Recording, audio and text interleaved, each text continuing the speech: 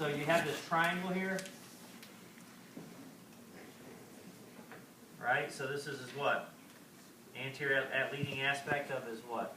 Trap, his clavicle running across this way, and then just the nape of his neck. But what lives in there?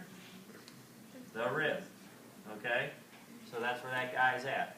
And again, there's other things in there that you don't want to be poking around at. But you remember Dr. Brodsky kind of talking about those boundaries when he talked about the cervical spine or palpation of the PT 560? Remember that class? First year? Nah? Okay. We'll just keep moving on. Let me get a chair. So, but another way to do this is if you know that lives in that area, you can use another technique of palpating the first rib, and it works pretty good, where you can use your metacarpophalangeal joint, this part of your hand, right?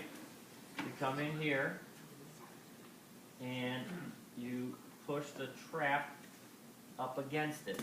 So I push the soft tissue up against the trap. Okay, can have his head and neck in this position, in neutral, but what could I do to his head and neck to maybe shut his, decrease the length of his scalenes? Well, I can side bend it towards and rotate it towards a little bit. That could decrease some of that tension there. And I can push down, and I can actually spring the first rib. Okay, when I spring it, I'm pushing in a dorsal to ventral direction and caudally. So it's almost a ventral caudal type of motion. And maybe even thinking about going down towards his, hip on his right side. But I can spring this first rib. And then I can go to the other side, which you can't see, and I can do the same thing.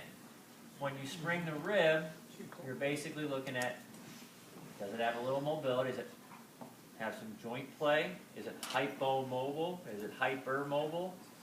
Okay, and does it elicit pain? So on our patient, the patient had problems on the left side, so we would assume that you would have some tenderness on that left side when I spring that rib. Now notice, I put my elbow down and my forearm's going in this direction.